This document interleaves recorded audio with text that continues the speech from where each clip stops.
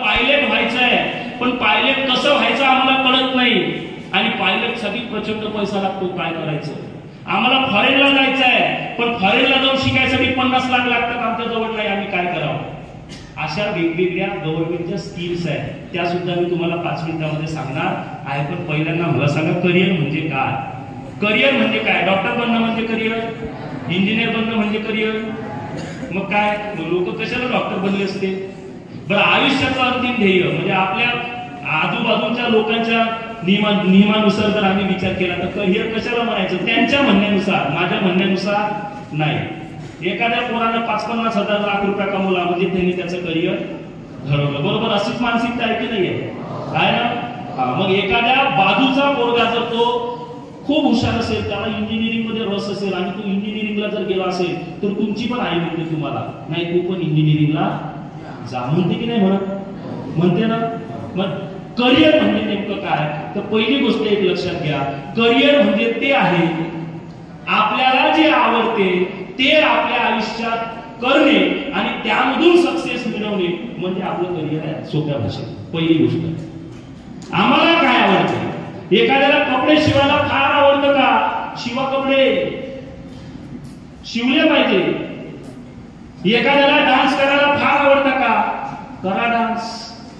पण तुम्ही कपडे शिवत असताना असे कपडे शिवा की तुमच्या मौदा तालुक्यात नव्हे, नागपूर जिल्ह्यात तुमच्यापेक्षा चांगले कपडे कोणी शिवले नाही पाहिजे. अख्ख्या नागपूर जिल्ह्यातले लोक तुमच्या आवाशी आले पाहिजे. ते खऱ्या अर्थानं तुमचं करिअर झालं.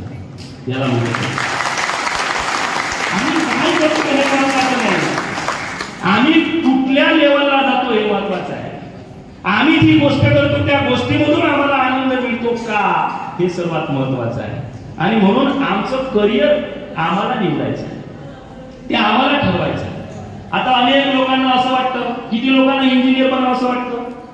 बरं, काही काही लोकांना इंजिनियर बनावं वाटत असेल तरी ते हात वर करणार नाही. कारण आता एक मन सुरू आहे समाजात आपल्या लोकांमध्ये, हे इंजिनियर कचऱ्यासारखे कमी आहे. त्यांना कदाचित लाजही वाटत असेल, नाही नाही मी नाही मला चुपचाप बनवून जाईल. काही हरकत नाही. आपल्याला जे बनायचं असेल ते ठरलं पाहिजे. असो ना कचऱ्यासारखे. अरे 20-20, 50-50 लाख रुपये पॅकेज कमवणारी इंजिनियर याच तुमच्या देशामध्ये आहे, याच महाराष्ट्रामध्ये आहे की नाही आहे? कुणाला इंजिनियर बनावं असं वाटतं? असं आहे कोणी? डॉक्टर. बरं, काय बनावं असं वाटतं तुम्ही सांगा, कुणाला काय बनायचं? पोलीस विलीस, किती लोक आहे पोलीसवाले? हा. अजून बस ड्रायव्हर, कंडक्टर नाही ना. माझ्या मित्राचा एका गावाला माझ्या मित्राचा कार्यक्रम होता, सप्तखंडी वादक आहे, तुम्ही नाव ऐकलं असेल, आकाश ताले, तुषार सूर्यवंशी, माझे मित्र आहे. त्यांचा कार्यक्रम होता. एका छोट्या मुलाला उभं केलं, तर काय बनवं असं वाटतं बरं? ते म्हणजे घंटी वाजवणारा कंडक्टर बनवतो. काय हरकत नाही, चांगलं आहे. पण खरंच असं त्यांनी म्हटलं, नेमकं त्यावेळेला जर खाजगी बसांचं विलिनीकरण व्हावं सरकारीमध्ये असा मुद्दा सुरू होता. कदाचित त्याला असं वाटलं असेल की विलिनीकरण होईल, पगार वाढेल बा, म्हणून कंडक्टर बनायचं त्यांनी ठरवलं असेल. असो, कुणाला काय बनावं असं वाटतं मला थोडक्यात सांगा बरं. मी काय सांगतो बरं, अधिकारी कोणाला बनायचं आहे? अधिकारी. मी सरांशी बोललो आता, सरांनी सांगितलं की बऱ्याच विषयांवरती सरांनी तुम्हाला मार्गदर्शन केलेलं आहे, सांगितलेलं आहे की कुठल्या फील्डमध्ये जायला काय काय करावं लागते. सांगितलंय ना. एमपीएससी किती लोकांना करायचं आहे? एमपीएससी किती लोकांना माहिती आहे हे पहिल्यांदा सांगा मला. प्रामाणिकपणे हात वर करा. एमपीएससी किती लोकांना माहिती आहे? हात वर करा पटकन. आपसात बोलू नका, तुला माहिती आहे का रे, तुला माहिती आहे का रे, तुला माहिती आहे का रे, असं नका करू. स्वतःला विचारा, आपल्याला माहिती आहे का? माहिती असेल तर हात वर करा, नसेल माहिती तर खाली ठेवा. नाही माहिती एमपीएससी. बरं, कलेक्टर किती लोकांना माहिती आहे? Deputy collector. बरं, जिल्हाधिकारी माहिती आहे? उपजिल्हाधिकारी, तहसीलदार, नायब तहसीलदार, गट शिक्षण अधिकारी, बीडीओ, हे माहिती आहे सगळे. महाराष्ट्रातले जे क्लास 1चे पद ज्या परीक्षेच्या माध्यमातून भरली जातात महाराष्ट्रात, नीट लक्ष द्या मी काय सांगतोय, माहित नाही म्हणून मी या विषयावरती बोलतोय. महाराष्ट्रातली क्लास 1ची पदं ज्या परीक्षेच्या माध्यमातून भरली जाते, क्लास 1ची म्हणजे नंबर 1 दर्जाची, ज्या परीक्षेच्या माध्यमातून भरली जाते ती परीक्षा म्हणजे एमपीएससी. कोणती? एमपीएससी. मग तुम्हाला डेप्युटी कलेक्टर जर बनायचं असेल, उपजिल्हा अधिकारी, त्याला एमपीएससी द्यावं लागेल. तुम्हाला तहसीलदार बनायचं असेल, काय द्यावं लागेल? एमपीएससी. तुम्हाला गट शिक्षण अधिकारी बनायचं असेल, कुठली परीक्षा द्यावं लागेल? एमपीएससी. आणि ज्यांना पोलीस बनावं असं वाटते त्यांना एमपीएससी द्यावं लागेल का? ते 12वी झाल्यानंतर पण लक्षात घ्या, तुम्हाला जर कॉन्स्टेबल बनायचं असेल तर 12वी नंतरची पोलीस भरती होती ती द्यावं लागेल. पण तुम्हाला वाटतं की सर मला फक्त हातात दांडू घेऊन फिरणारा पोलीस नाही बनायचं आहे, मला माझ्या त्या पोलीसच्या वर्दीवरती स्टार पाहिजे आणि बाजूला गन पाहिजे, गन, आणि डोक्यावर टोपी पाहिजे, असं किती लोकांना बनावंसं वाटतं? आता भरपूर आठवलं.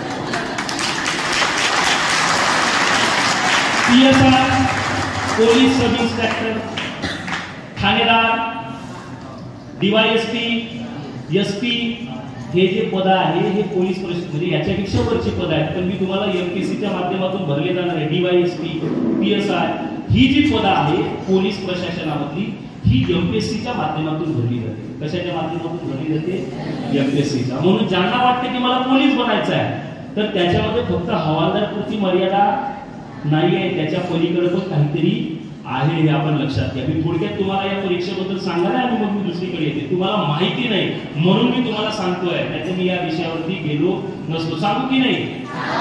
एमपीएससी बद्दल सांगू. एमपीएससी ची परीक्षा 3 टप्प्यामध्ये होत असते, 3 भागामध्ये. बघा, एक होते राज्यसेवा असं म्हटलं जाते तिला. राज्यसेवा म्हणजे या राज्यसेवेच्या परीक्षेच्या माध्यमातून जेवढी A1 दर्जाची पदं आहेत, डेप्युटी कलेक्टर, DYSP, तहसीलदार, नायब तहसीलदार, BDO, SDO, ही सगळी मोठी मोठी पदं, शिक्षण अधिकारी, ही सगळी मोठी पदं राज्यसेवेच्या परीक्षेच्या म्हणजे एमपीएससीच्या परीक्षेच्या माध्यमातून भरली जाते. यामध्ये दुसरी परीक्षा परत एक होते, तिला काय म्हटलं जाते? कंबाईन. काय म्हटलं जाते? कंबाईन. या कंबाईनच्या परीक्षेच्या माध्यमातून PSI दुसऱ्या दर्जाची पदं भरली जातात. कितव्या दर्जाची? दुसऱ्या, म्हणजे त्याच्यापेक्षा खालची पदं, जसं की PSI, STI, ASO, मंत्रालयातली काही पदं आहे, ASO, STI आणि PSI, पोलीस सब इन्स्पेक्टर. प्रत्येक पोलीस स्टेशनला एक असते ना PSI, पोलीस सब इन्स्पेक्टर. ती पदं कंबाईनच्या माध्यमातून भरली जाते. आणि क्लरिकलची जेवढी पदं आहेत काही एमपीएससीच्या माध्यमातून भरली जातात मंत्रालयातली, ती तिसऱ्या ग्रुप C नावाच्या एक्झामच्या माध्यमातून भरली जाते. कुठली एक्झाम? Group C. या तीनही परीक्षेमध्ये काय फरक आहे किंवा या तीनही परीक्षेमध्ये काय वेगळंपण आहे? तर तीनही परीक्षेचा सिलेबस सारखा आहे. कसा आहे? सारखा. पण काठिण्य पातळीमध्ये मात्र फरक आहे. काठिण्य पातळीमध्ये काय कळलं का? काठिण्य पातळी कळलं का? नाही कळलं ना? मग मला सांगत जा. काठिण्य पातळी म्हणजे त्याची जी लेवल आहे त्या लेवल मध्ये फरक आहे. म्हणजे पहिली जी परीक्षा आहे टॉप लेवलची, त्यात जे प्रश्न विचारले जातात तो सिलेबस दुसऱ्या परीक्षेला आहे. पण पहिल्या परीक्षेला एकदम टॉप लेवलचे प्रश्न विचारले जातात कठीण, त्याच्यापेक्षा थोडे सोपे प्रश्न दुसऱ्या परीक्षेला विचारले जातात कंबाईनच्या. कळलं का?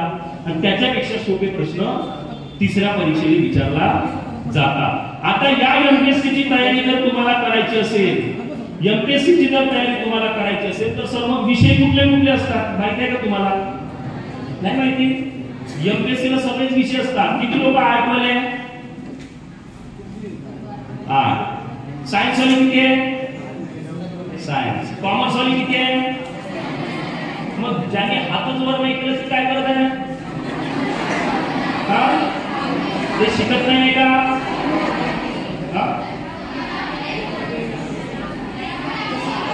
बीएससी आयटी वगैरे आलाय कोणी? फक्त आयटीया 10th वाले आहे. अच्छा, बरं, काही हरकत नाही. हा, तुम्ही कुठे होतो? आता कुठले विषय? आता आर्ट वाल्यांना असं वाटत असेल, काही लोकांना वाटत असेल नाही सर आता एमपीएससी करायची आहे, मी करीन, मला अधिकारी बनायचं आहे. ज्याला वाटतं प्रशासनामध्ये जायचं आहे, प्रशासन करते ना, ज्याला वाटतं की प्रशासनामध्ये जायचं आहे त्याला एमपीएससी आणि यूपीएससी शिवाय दुसरा पर्याय नाही. कारण सेंट्रल लेवलला जी सगळ्यात मोठी प्रशासनासाठी भरती करण्यासाठी जी पहिली एक्झाम गेले, आम्ही आलोय, त्यांनी बोरखानाला आम्हाला बोलवलं, पाण्याची गरज आहे असं त्यांचं म्हणणं होतं. पाटील म्हणे की तुम्ही काळजी करू नका, तुम्ही फक्त 10 मिनिटं थांबा. पाटील साहेब हे शंकरजीची पूजा करत आहेत आणि पूजा करत असल्यामुळं आता तुम्हाला 10 मिनिटं थांबावं लागेल. 10-15 मिनिटं हा माणूस थांबला, पुन्हा पाटलींकडे गेला. म्हणे पाटलींबाई लवकर बोलवा साहेबांना, जागा सांगा, पटकन आम्ही बोर करतो आणि लगेच आम्ही आमच्या दुसऱ्या कामाला जातो. पुन्हा पाटलींबाई बाहेर आली. पाटलींबाई म्हणते नाही, तुम्हाला अजून 10-15 मिनिटं थांबावं लागेल. का तर कारण आता शंकराची पूजा संपली आहे म्हणे पाटलाची, आता विष्णूची पूजा करायला ते गेलेले आहे म्हणे. म्हणजे पुन्हा 10-15 मिनिटं तिथं लागल्याशिवाय राहणार नाही म्हणे. पुन्हा हा 10-15 मिनिटं थांबला. पुन्हा हा 10-15 मिनिटं थांबल्यानंतर परत त्यांच्याकडे गेला आणि 10-15 मिनिटानंतर तिकडे गेल्यानंतर, तुमचं काम तिकडे आहे का, ते त्यांचं काम ते करते का, चालले का.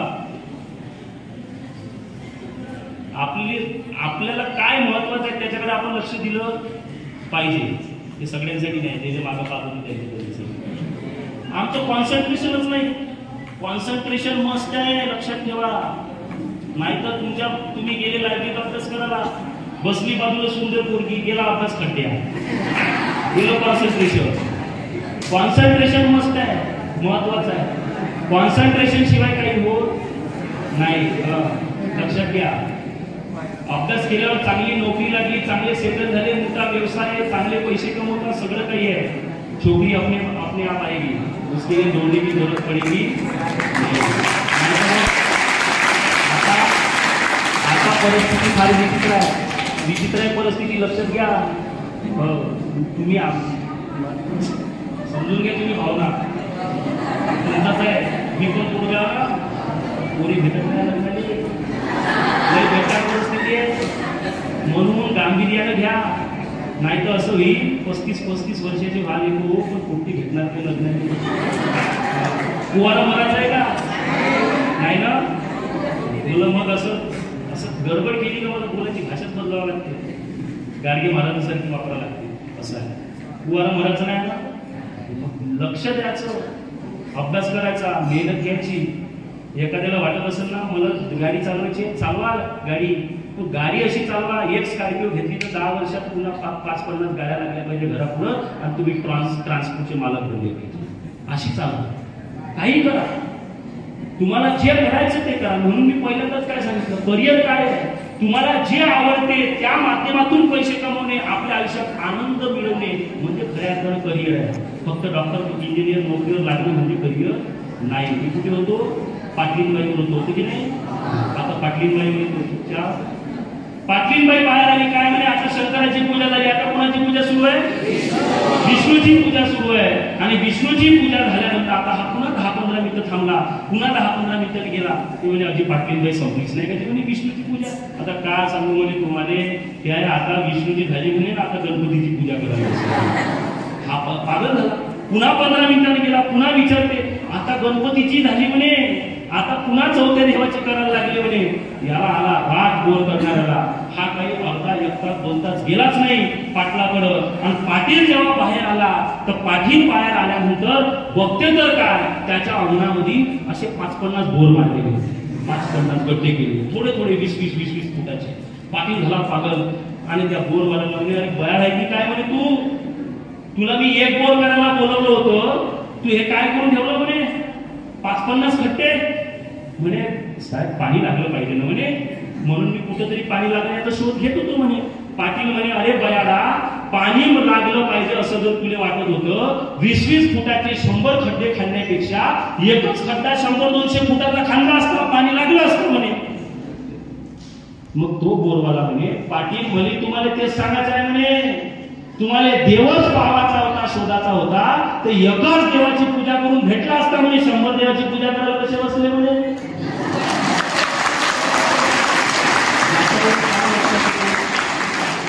याच्यावरून आम्हाला हे लक्षात येते की 100 गड्डे खाल्ल्यानं पाणी लागत, एक ना धड भाराभर चिंध्या करायचं, डिवोटेड असलं पाहिजे. आम्हाला जे करायचं आहे ते आमचं विजन क्लिअर असलं पाहिजे आणि त्या ध्येय प्राप्तीसाठी आम्ही मेहनत घेतली पाहिजे. आणि तुम्ही करू शकता.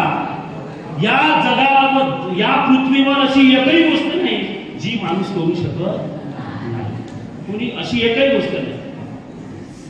अनेकांना हातात माईक पकडता येत नाही, भीती वाटते की नाही आपण? मी 10,000 लोकांसमोर बोलतो, 20,000 लोकांसमोर बोलतो. तुम्ही पण बोलू शकता. एखादी चांगला वक्ता असेल इथं बोलणारा, एखादी चांगली पोरगी असेल बोलणारी, एखादी चांगली मुलगी असेल जिला फार सुंदर बोलता येते, जिचं वाचन फार सुंदर आहे, तिचं वक्तृत्व कौशल्य छान आहे, एखादी पोरगा आहे ज्याचं बोलणं फार सुंदर आहे, त्यांना सुद्धा करिअरची संधी आहे.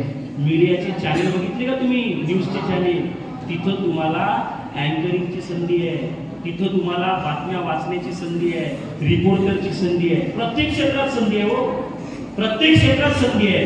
तुम्ही ती संधी शोधली पाहिजे. आणि म्हणून एक लक्षात घ्या, मी ते उदाहरण यासाठी सांगितलं, जे करायचं आहे ते एक करा, प्लॅन बी आपल्याजवळ तयार ठेवा, पण एक ना धड भाराभर चिंता करून आपण यश मिळवू शकत नाही. वेळ बराच झालेला आहे. मी तर पहिल्यांदा आता मला समजून आलं, मी स्वतःला धन्यवाद म्हणून की तुम्हाला धन्यवाद म्हणून तुम्ही चुपचाप ऐकलं कसं, माझ्यामुळं ऐकलं, तुम्ही माझ्यावर एक एक करे ना. पण असो, शेवटचं उदाहरण माझ्या मित्रा मैत्रिणींना मी फक्त सांगतो, बोलण्यासारखं खूप आहे, मी खूप काही सांगू शकलो असतो, पण एवढं काही सांगणार नाही कारण वेळ बराच झालेला आहे. पण एक लक्षात घ्या, या पृथ्वीवर अशी एक गोष्ट नाही जे तुम्ही करू शकत. लता भगवानकरे नावाचं नाव ऐकलं का तुम्ही? किती लोकांनी ऐकलं लता भगवानकरे? नाही ऐकलं? ऐका, मला मी सांगतो तुम्हाला, हेच एक शेवटचं उदाहरण आणि आपण संपू. लता भगवानकरे नावाची 70 वर्षाची म्हातारी होती. किती वर्षाची? 70 वर्षाची. या 70 वर्षाच्या म्हातारीला एक आजोबा होता. आजोबा म्हणजे तिचा आजोबा नाही, हसबंड, पती. आणि या 70 वर्षाच्या म्हातारीचा जो नवरा होता, त्या नवऱ्याला बिमारी झाली, रोग झाला. आणि बिमारी झाल्यामुळे डॉक्टरकडे गेलं. डॉक्टरने सांगितलं की यांना काहीतरी मोठा प्रॉब्लेम आहे, यांना जिल्ह्याच्या रुग्णालयामध्ये न्यावं लागेल, दवाखान्यात न्यावं लागेल. जिल्ह्याच्या दवाखान्यामध्ये घेऊन गेले आणि जिल्ह्याच्या दवाखान्यामध्ये गेल्यानंतर जिल्ह्यातल्या डॉक्टरने सांगितलं काही खर्च लागेल टेस्ट करायला. त्या टेस्ट त्यांनी केला, त्याचा खर्च केला आणि खर्च केल्यानंतर पुन्हा त्या डॉक्टरने सांगितलं की आता एक टेस्ट अशी आहे की जे इथं होत नाही, तुम्हाला मोठ्या हॉस्पिटलमध्ये न्यावं लागेल आणि म्हणून त्यासाठी इथे उपलब्ध नाही आहे, त्यासाठी उपचार आम्ही इथे करू शकत नाही. आता या म्हातारीपाशी जेवढे पैसे होते ते सगळे पैसे या म्हातारीला खर्च केले होते पुण्याच्या या म्हणजे इलाज करण्यासाठी. आता म्हातारीकडे काही पैसे नव्हते, यांना मूलबाळ नव्हतं, हातावर आणणे आणि पानावर खाणे अशा पद्धतीची परिस्थिती त्यांची होती. आणि या म्हातारीला आता प्रश्न पडला होता की आता काय करावं, नेमकं काय करावं हे काही समजत नव्हतं. आणि म्हणून अशा परिस्थितीमध्ये आपले श्रावणकर दादा आलेले आहेत, मी त्यांचं खूप खूप स्वागत करतो.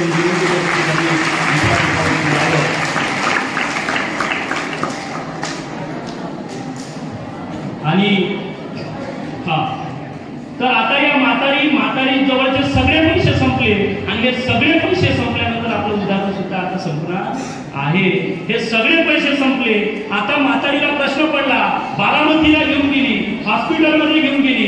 हॉस्पिटलमध्ये नेलं असताना म्हातारीला डॉक्टरने सांगितलं तुमच्या म्हाताऱ्याला मोठा रोग झालेला आहे, त्यांना आजार झालेला आहे, त्यासाठी ऑपरेशन करावं लागेल आणि त्या ऑपरेशनसाठी खर्च लाखाच्या वरून आहे. म्हातारीला प्रश्न पडला, अरे एकुलता एक माझा म्हातारा, जो माझा आधारस्तंभ आहे, ज्याच्याशिवाय या जगात माझं कोणीच शिल्लक राहणार नाही, तो मेला तर मी काय करणार, असा प्रश्न म्हातारीला पडलेला होता. म्हातारी बाहेर आली आणि बाहेर येऊन दवाखान्याच्या बाहेर टेबलवर बसली. टेबलवरती तिच्या बाजूला एक वृत्तपत्र पेपर पडलेला होता. तो पेपरवर तिची नजर गेली आणि त्या पेपरवरती एक ऍड आलेली होती आणि त्या ऍड वरती लिहिलेलं होतं बारामती मॅरेथॉन. आणि ही बारामती नावाची मॅरेथॉन जशी तिच्या डोळ्यामध्ये दिसली, तिने तो पेपर उचलला आणि त्या पेपरवरच्या बक्षिसाच्या रकमेवर तिचं लक्ष गेलं. त्या बक्षिसाची रक्कम 70,000 ते लाख रुपयाच्या आसपास होती. म्हातारीने ठरवलं, मला जर मुलांना वाचवायचं असेल तर हे बक्षिसाची रक्कम मला मिळाली पाहिजे, त्या माध्यमातूनच मी माझ्या म्हाताऱ्याचा ऑपरेशन करू शकते.